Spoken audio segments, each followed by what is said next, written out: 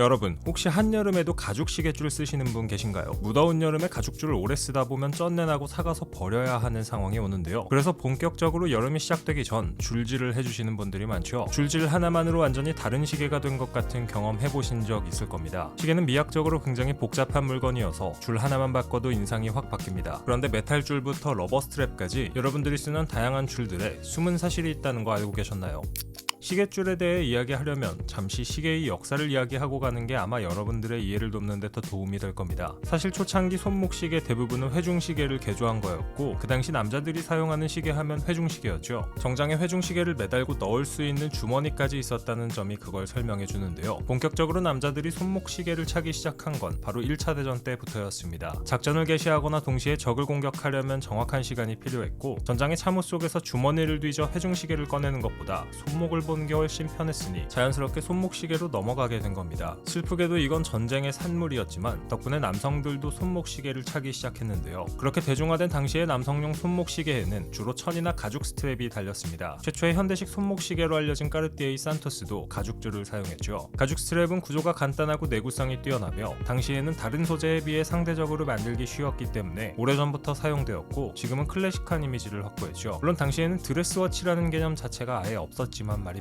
반면 여성용 손목시계의 역사는 이보다 40년은 앞섭니다. 19세기 왕실 귀부인들의 손목을 장식하던 화려한 주얼리 안에는 소형 기계식 무브먼트가 숨겨져 있었거든요. 오늘날로 치면 시계 기능을 하는 팔찌 정도였는데요. 이런 시계들은 처음부터 금속으로 만들어진 브레이슬릿이 사용되었습니다. 그러니까 20세기 초까지만 해도 가죽 스트랩은 남자 거, 금속 브레이슬릿은 여자 거라는 구분이 꽤 뚜렷했죠.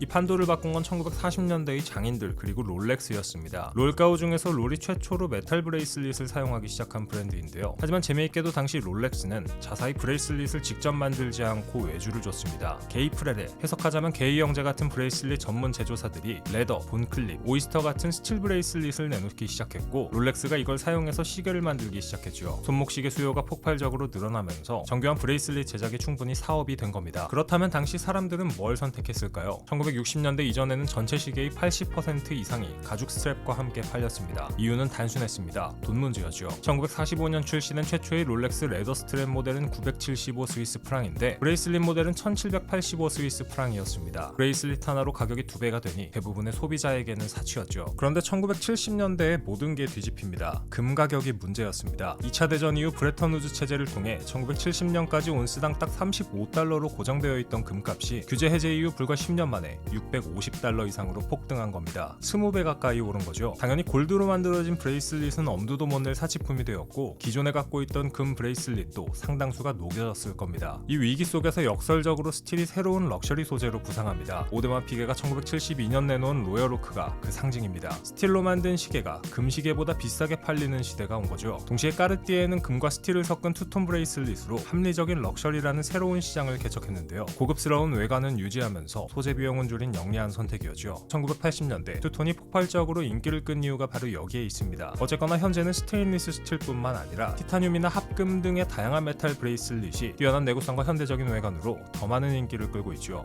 시간이 지나고 소재나 가공 관련 기술들이 발달하면서 두 스트랩을 대체할 다양한 종류의 제품들이 나옵니다. 대표적인 예가 나토 스트랩인데요. 제임스 본드가 찬 거 많이 보셨죠?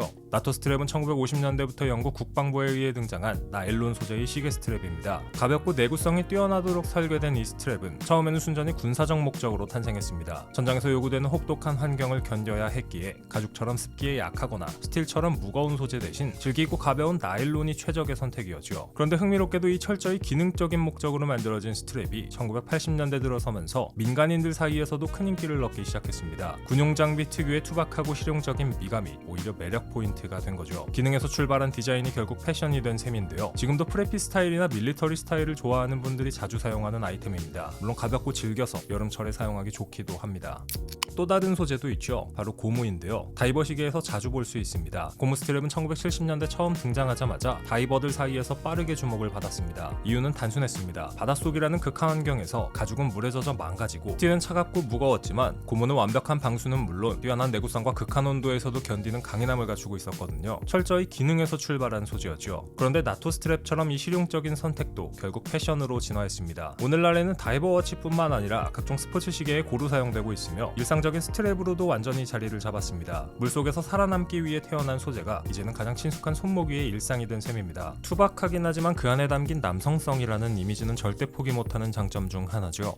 실리콘 스트랩은 고무 스트랩의 사촌쯤 되는 존재입니다. 요즘에는 주로 스마트워치나 스와치 같은 시계에서 찾아볼 수 있는데요. 겉보기엔 고무와 비슷해 보이지만 2000년대 들어 소재 기술이 발전하면서 고무보다 한층 부드럽고 피부 자극이 적은 실리콘이 새로운 대안으로 떠오르기 시작했습니다. 방수와 내구성은 기본이고 가볍고 착용감이 좋은 데다 다양한 색상으로 제작하기도 쉬웠죠. 그런데 실리콘 스트랩이 진정으로 폭발적인 인기를 얻게 된 건 스마트워치 덕분이었습니다. 애플워치가 출시되면서 실리콘 스트랩은 사실상 스마트워치의 기본 스트랩으로 자리를 잡았고 운동할 때도 잠잘 때도 심지어 심박수를 측정할 때도 피부에 딱 붙어 있어야 하는 스마트워치의 특성상 실리콘만큼 적합한 소재가 없었던 겁니다. 기능성 스포츠 시계에서 출발해 이제는 수억 명의 손목을 감싸는 가장 대중적인 스트랩이 된 실리콘, 어쩌면 시계 스트랩 역사상 가장 빠르게 일상에 스며든 소재일지도 모릅니다. 소재의 특성상 스포티하고 캐주얼한 패션에서 많이 사용되는데요. 한번 차본 분들이라면 그 편리함을 아마 다들 아실 겁니다.